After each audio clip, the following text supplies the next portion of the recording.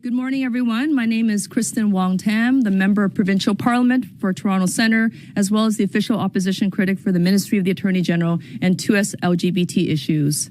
Joining me in the media studio today at Queen's Park is the Ontario NDP leader, Marit Stiles, and a number of other esteemed guests who are coming in from out of town, who are Toronto residents and really supporters from Ontario. They are prominent drag artists. You've probably seen them on TV, but certainly you are going to be hearing from them right now and very shortly. Scarlett BoBo, Crystal Quartz, Cher, Rachel Shear, Niplez Cage, Ms. J, Mark Henderson, representatives of the Church and Wellesley Village BIA, Friends of Ruby, and many other families and friends and supporters who've all joined us in the media studio. They're here for largely one reason, and to send a very important message to the Premier and the Conservative government.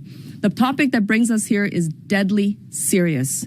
The rise of hate and violence facing the 2S LGBTQI+ communities, including the drag artists, happening across Ontario and right in the nation has been alarming. There's been a dramatic spike in violence and discrimination targeting the 2S LGBT community, a rise of over 60% between 2019 and 2021, all recorded by Statistics Canada. This information is also affirmed in anecdotal conversations I've had with so many people from Toronto to Thunder Bay.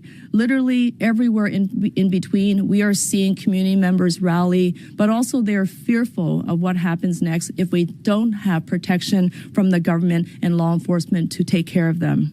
What we do know is that hate crimes are oftentimes underreported.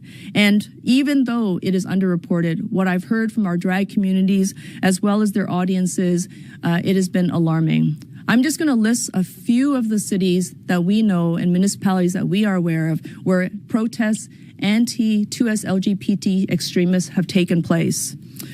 They've been targeted in Hamilton, Welland, Fort Erie, Guelph, Kingston, Kitchener, Gravenhurst, Brockville, Peel Region, Elora, Lambton, Sarnia, Sudbury, Sault Ste. Marie, North Bay, Pembroke, Pickering, Orillia, Whitby, Dryden, Ottawa, Woodstock, Peterborough, and right here in Ontario's capital, Toronto, the biggest city.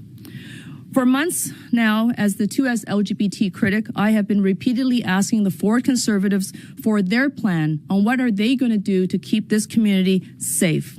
I've asked them public questions during question period.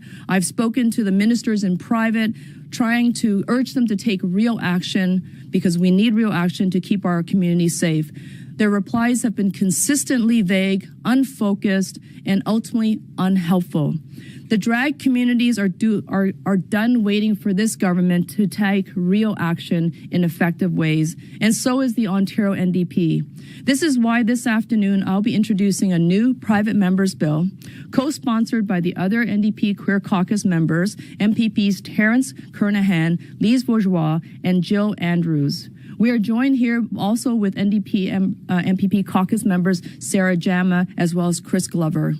This new legislation in Ontario is designed to keep the 2S LGBT community safe. Drag artists, their audiences, the business, and the facilities that host those drag performances have been put at risk. And unless we put forward a strategy to protect them, Ontario's social, economic, and cultural richness is under attack. We have to protect that.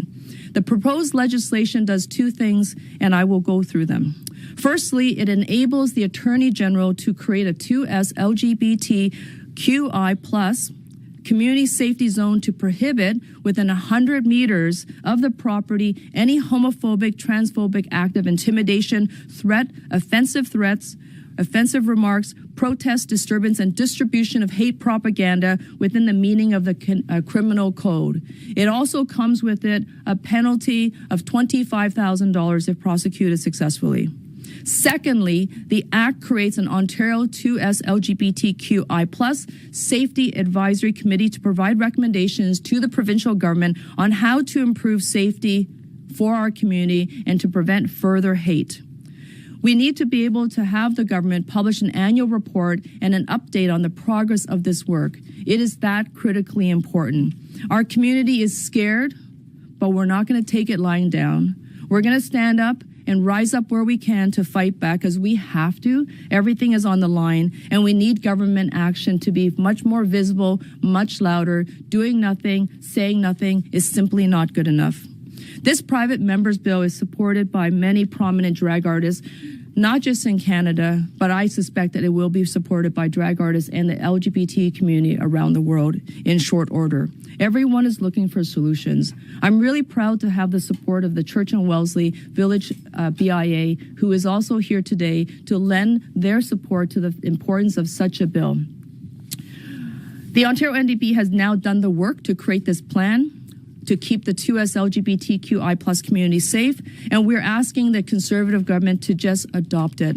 Let's get to work right away. If they adopt our private members bill, Ontario will be the best of my knowledge, the first jurisdiction in the world to have such a law. And we know that this could be helping many other communities. I would now like to invite Ontario NDP leader Marit Stiles to share her thoughts on the dangerous climate facing the community and why she's here to support the community and the bill.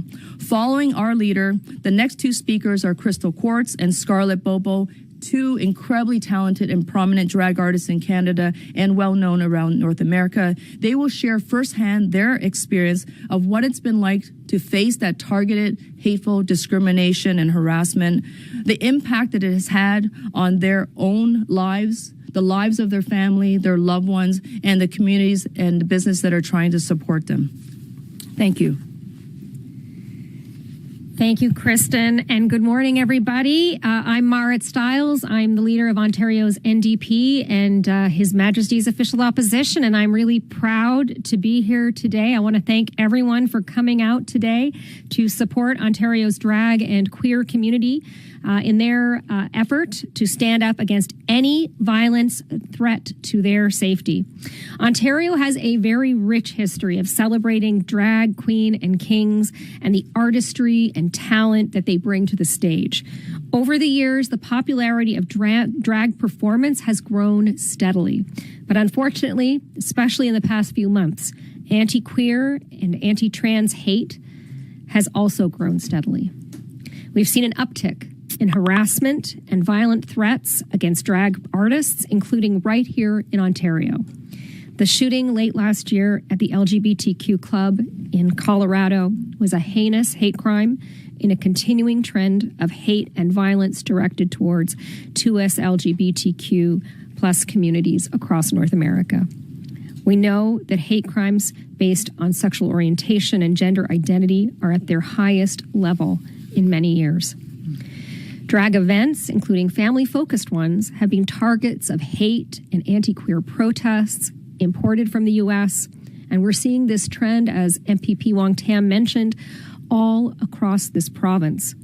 In fact, I'll just mention quickly that it's really such a joy and a pleasure and an honor to be joined by so many of our fantastic drag artists here at Queen's Park today. And it was just a few months ago that MPP Wong-Tam and I were in Hamilton when we heard that Crystal Quartz was going to be performing there and that there was going to be one of these hateful protests. So we decided to go and show our support and be there with so many others. And, you know, that's what really struck me, was how many people came to actually show their support, to stand up against the hate. And it was really a pleasure to have that, at that moment, a chance to actually meet Crystal Quartz. And I'm just so happy that she's here today. But the sad truth is that this government has done nothing to recognize the growing violence against the queer community, and even less to help stop it. New Democrats have been calling on Ford to act for months, but the Premier hasn't lifted a finger. As MPP Wong-Tam said, this private members bill is going to allow the Attorney General to designate addresses in Ontario as 2S LGBTQI+ community safety zones for a specified period of time. During this time, a safety zone is in effect. Any anti-LGBTQ harassment, intimidation, hate speech within 100 meters of the designated address could receive a provincial fine of up to $25,000. Drag queens, kings, and the entire community deserve to feel safe everywhere in Ontario today, and this private members bill will take immediate action to win more safety for these Ontarians. It is the government's responsibility to protect each and every person in this province from harm and to take adequate measures in the face of increased risk. And right now, their inaction is sending a loud and clear message that they are out of touch, or worse, that they just do not care. Drag artists deserve safety, dignity, and the right to earn a living, and the Ontario NDP stands as allies with them to protect them from harm and also make this province an inclusive place for them to thrive. And with that, I'm really pleased to introduce and invite up here Crystal Quartz. Sorry, don't mind me, my throat's dry. Hello, everyone. Thank you so much for having me today. My name is Crystal Quartz, and I'm a full-time entertainer based out of Guelph, Ontario. I travel across Ontario weekly, creating safe and inclusive spaces. I've done shows in Guelph, Kitchener, Waterloo, London, Milton, Brantford, Burlington, Hamilton, Toronto, North York, Markham, King City, Niagara Falls, Niagara-on-the-Lake, Cambridge, Napanee, and Aurelia, just to name a few. Although I have been doing drag for 18 years, I started this business during the pandemic after losing my job. And before I knew it, I had 260,000 followers on TikTok, and all my shows were selling out. These shows bring out crowds of people, usually during times that these establishments would not normally be busy. Oh, sorry, there's a lot today for me. In these safe and inclusive spaces, simply by being my joyful and loving self, it creates environments which allows others to feel the freedom to be themselves. It does not mean that you have to be part of the LGBTQ plus community. In fact, 90% of my clientele are cisgendered heterosexual females. I am a multifaceted performer that gears each performance to the crowd and setting. Mostly these events are 19 plus with the occasional all ages. I was asked by parents and owners of big corporations to create these all ages shows that can be held in their family restaurants. These events were hits for all kinds of families. I began receiving beautiful emails, messages, and letters from the parents thanking me for the work that I was doing and that their children, it was all their children could talk about for the weeks leading after. Whew. In October of 2022, all of this was interrupted by a group of anti-trans, anti-LGBTQ plus individuals. I received hundreds of nasty emails, messages, and even had my Instagram mass reported till I lost my account at 10,000 followers. They then started showing up to all of my events, screaming at parents and myself, saying they were groomers, pedophiles, and a bunch of other homophobic slurs to make everyone there feel unsafe to attend. These acts of intimidation now made our safe spaces feel unsafe. Unfortunately, all of these venues decided to not rebook, leaving a huge loss of revenue for me and these businesses. And to be honest, I don't blame them. It was very scary for everyone involved as they just came to have a good time. You know, what I do is not much different than what you would see at a theater or going to your favorite pop artist in concert. The only difference is that I was assigned male at birth. Although you may find me sexy at times, at these all-ages events, there is nothing sexual as I cater to my audiences. What these groups of individuals have done is ruin so much hard work in creating safe spaces across Ontario and leaving me to almost start from scratch, all because they feel the need to tell other parents what to do for their children. You do not see these same individuals doing anything else to help the children. This is strictly an anti-trans, anti-LGBTQ plus hatred. Growing up, I never got to see anyone like me, so I'll leave you with this. Be the change in the world you want to see. Thank you.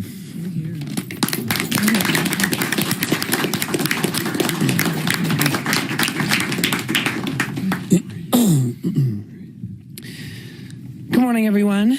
Well, I bet you didn't think it would take a drag queen to throw in a lash and sashay to Queen's Park to stomp out a very important issue, did you? My name is Scarlett BoBo, but my loved ones know me as Matthew Cameron, and I'm a full-time drag artist. Today, I am lucky to be surrounded by my incredible family, which too many aren't able to say. My mother, Angel, my sister, Christina, my Aunt Kim, as well as so many of my dearest friends, and most of all, my loving partner, Peter. Apart from the glamorous, dazzling, and wacky characters I play on television or in venues around the world, I also deal with the very real struggles of homophobia, hate crimes, and acts of purposeful intent to intimidate and now disqualify who I am as a person and what I do as a job. I contacted Kristyn Wong-Tam's office where I met with them and Marit Stiles to discuss these horrifying bills that are being passed around the United States and how it is rapidly starting to affect our communities right here in our backyards. These threats and intimidation tactics are very real and happening all around us to people we love and care about. Even in recent weeks, I myself have been victim to hate crimes and hate speech. I'm a professional drag queen who loves what I do more than anything in the entire world. Drag is all about spreading love and acceptance and allows people to feel empowered and special. Drag artists and trans people have an inherent right to live freely and authentically in their truth. Everyone wants and deserves to feel safe and valued in their work. That is why these recent acts of organized protests and hate speech need to be halted and condemned immediately. Queer businesses are failing due to these acts of hate. Windows are being smashed, property is being damaged, queer families are being targeted, our ally families are being harassed by these protesters. Queer hate crimes have skyrocketed since recent anti-2S LGBTQIA plus bills have been introduced in the U.S. Drag artists are becoming afraid to go to work. Venues and bars fear protests will occur during drag events, resulting in loss of revenue and unnecessary added costs. Trans people are being told that they need to be eradicated from this world. We are being forced into fear, and we cannot let fear win. We will not let fear win. A world without trans people has never existed. A world without drag has never existed, and it never will. Queer people have always been here amongst us. They are our coworkers, they are our brothers, our sisters, they are our mothers, our fathers, they are our families. Drag is art, drag is culture, drag is educational, drag is creative, drag is comedy, but drag is not a crime. My name is Scarlett BoBo, and thank you so much for your time.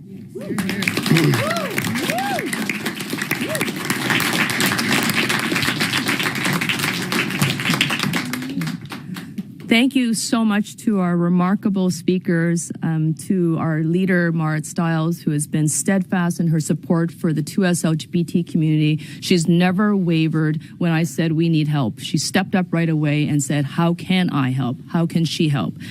Scarlett, to you and to Crystal, thank you. Thank you for being so brave and sharing your truth and actually leading us into this conversation to the point that we now have a plan and a solution in place. It's not my bill. It's not the NDP's bill. It's their bill. And we are asking the Ford government to support this community and their bill. We'd like to open this up now to members of the media if they have any questions. And please direct your questions to the individual that you would like to have the answers coming from. I wonder about the effectiveness of this idea. Having artists apply to the Attorney General to set up a temporary exclusion zone. Is that practical when you're doing so many performances a month or a year? Is that something you maybe Crystal or Bobo could talk about? Would you really be phoning or emailing the Attorney General every time you are going to have a performance to ask for this? Before they answer that, I just want to clarify. There will be a whole, just like any other threat that happens in community, there is law enforcement that's monitoring, there is activity that takes place on social media, there are local representatives that speak up, and including us at the House, as well as the community members. So it's not necessarily that someone has to submit an application. It is active monitoring to track where the hate is. And this is, the hate is being perpetuated from groups of individuals who are connected and know each other. The police know who they are. They just need extra tools to deal with the crime that's coming forward. Can I invite you to answer those questions as well? Maybe add to it? Up yours, just right here. Right here into the microphone, yeah. So in answer to that for you, right now, every time I go into a different community, I have to call the police and report what's going on. This takes days and lots of time, and I have to relive every trauma every single time, go through every email with them, and I'm doing this repeatedly to the point that now I don't do these shows because of how traumatic it is. So I think this would actually stop that whole issue of spending 4 days talking to police officers and going into constant rooms and talking about what has happened to me, even though it's the same people that are targeting all the same shows.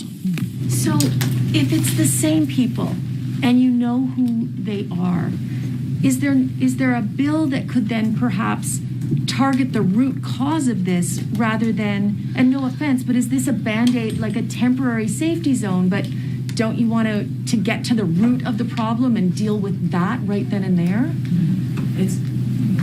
So to me, it depends on the community. So in this area, there is a certain group of people that come out. Now, as soon as you step a little bit further, it's led by somebody there, but it's all different people that come out. So I don't think it would help to a degree, but I think it still wouldn't help completely. Like, this isn't going to help over in Napanee, because these people from here don't travel to Napanee, but the person will lead them to tell them that I'm going there.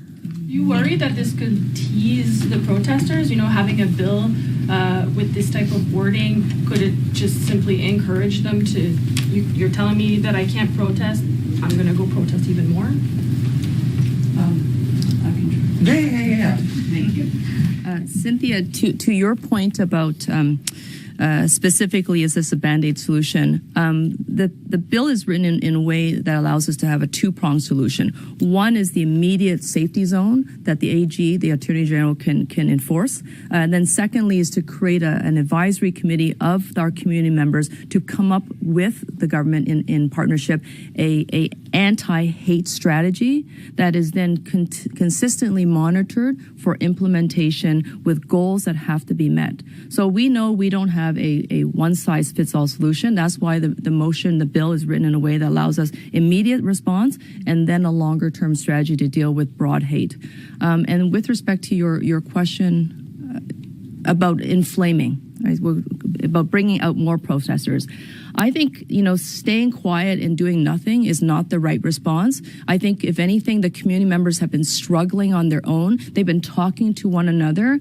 And, when Marit and I went out to Hamilton, we also did some back-channeling work about calling the city council, the mayor in Hamilton, to let them know what are they doing. We shouldn't have to do that for every single drag performance. And I think, if anything, we need to see the community respond, and that is our response. If Doug Ford and the Conservative government said something to condemn that hatred actively, if they got behind this plan and said that we are going to create these safety zones for the community that's under attack, that sends an even louder message, a much louder message to those anti-2S LGBTQ extremists. Mean an increase in police presence at those events?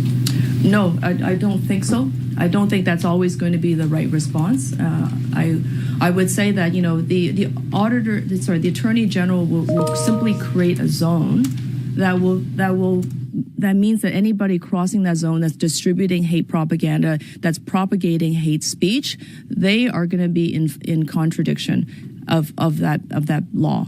And then the police can step in. But we don't need a wall of police officers surrounding these events. It can also be very intimidating. And I think it's also very costly and unsustainable at the end of the day, right? Kristyn, do you not think it's a slippery slope to restrict a demonstration as much as most people may disagree with what those demonstrators are saying? We actually did, So I hear you loud and clear on that. One thing that was really important for us is to make sure we balance the right to protest and the protection of individuals from hate speech, hate propaganda, and language that fuels hatred and violence.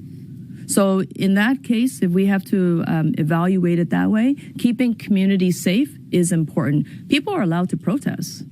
They are not allowed to intimidate, nor are they allowed to distribute hate propaganda. They should not be inciting violence. That's all set out in the criminal code. We just need to be more specific that they cannot do it to this community. I'd like to hear from an artist, whoever wants to speak, about this government and most governments routinely reject private members' bills. I think the likelihood of this passing is probably on the low side. If the government does decide to not pass this bill, what do you think that says to the community? Well, I think that says to the community that we don't have the faith in us, and the community doesn't have the faith in the government to protect us. We need something to say that we are being looked at and we are being treated as equals just like everybody else. I am getting very tired of being worried about going to and from a bar without getting beaten up or getting yelled at or getting things thrown at me or getting screamed at, or so many different ways of inciting hate every single time I have to go to work. And I love what I do, and I'm pretty sure every drag artist in the world loves what they do. And I think it's come to a time where we are, and this is an immediate threat right now So if you're not going to help us in this threat right now, what are we supposed to do? What else can we do other than give into the fear and allow the protesters and allow these hateful people to win? And then we just give up. We just give up all of our jobs. We give up all of our spaces. We give up everything that we've worked for since the 80s, every single thing that so many queer people have died for. We're just going to give all that up for just a few people that are going to throw hate at us. So I think it'd be pretty disappointing if this doesn't go through and the government doesn't do anything. Theory. Thank you. We are going to have to get going. Thank you, Jody. Of course, you know that we're all heading to question period. I'm going to invite our guests to come with us into the chambers. Marit and I have a few questions, as you can imagine, for today that specifically is going to ask the government what are they going to do and will they pass this bill? Okay, thank you very much, everyone. Thank you. Everybody.